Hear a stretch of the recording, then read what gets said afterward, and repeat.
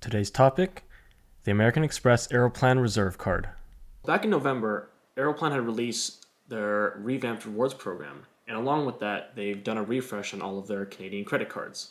So the card that we're talking about today, the Aeroplan Reserve Card, is the luxury version that American Express had released. The sign-up bonus for the American Express Aeroplan Reserve Card sits at 65,000 points, and there's kind of two things you have to kind of do before you get the full bonus. So the first part of the bonus is fairly simple. It's a spend $3,000 in the first 3 months, and you'll get the first part of the bonus, which is 35,000 points, and a $100 statement credit.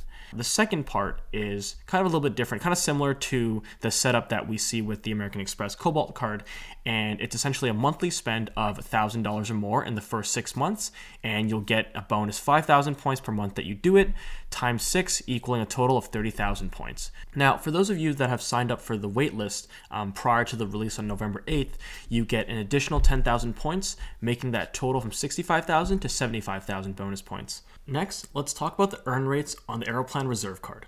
The Aeroplan Reserve Card has 3 different earning rates. It earns 3 Aeroplan points per dollar when booking Air Canada flights and Air Canada vacations. It earns 2 points per dollar on dining and food delivery, and 1 point on everything else. Now personally, I do think these earn rates are a little bit weak, especially when you compare them to cards like the American Express Platinum card or the Cobalt card. Since the Aeroplan Reserve Card is an Aeroplan affiliated card, it kind of makes sense that the highest earn rate would be for things like Air Canada flights and vacations. However, unless you're traveling on Air Canada all the time, I don't see much of a use case here. For the dining multiplier, I feel that the 2 points per dollar is a little lacking, especially when you compare it to things like the American Express Platinum that gives 3 points per dollar and the American Express Cobalt card that gives 5.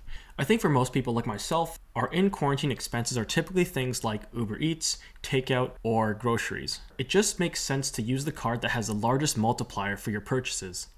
Now, I won't go over every benefit that comes with the card, but I think there are certain ones that help justify that $600 annual fee price point.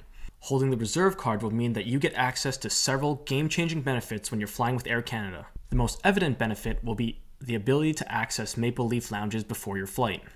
Now, it does say that you need to be on an international itinerary in order to be allowed access into the lounges. But I recently flew from Toronto to Calgary, and they let me in with the Reserve Card. This might be due to the lack of international passengers right now, so your mileage might vary for things like domestic flights. Next, you and 8 other passengers flying on the same reservation will be allowed to check their first bag for free.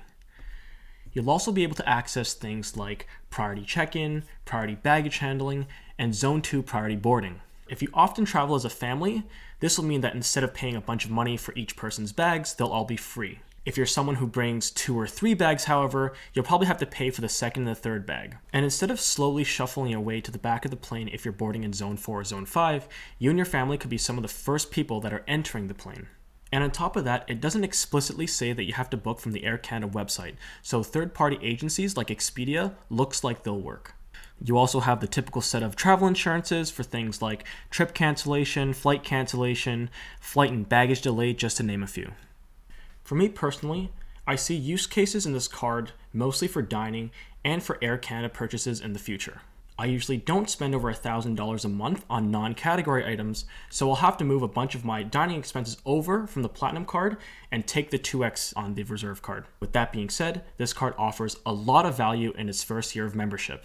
I typically value Aeroplan miles at around 2 cents per point, so if we're looking at a bonus of 75,000 points, that's a total value of $1,500. This more than offsets the effective annual fee of $500. You have your $600 minus the $100 from the welcome bonus. Priority boarding in particular will make sense for things like short-haul flights that don't really justify flying in business class. Something like an hour from Toronto to Montreal isn't the best use case for points in business class. At the same time, if you're flying on those routes, they generally don't have the 777 or the 787 series that has the lie flat seats. There are also many cases in short-haul flights where the tiny planes don't have enough overhead space for everyone's luggage, so Zone 2 boarding becomes a huge perk in this case.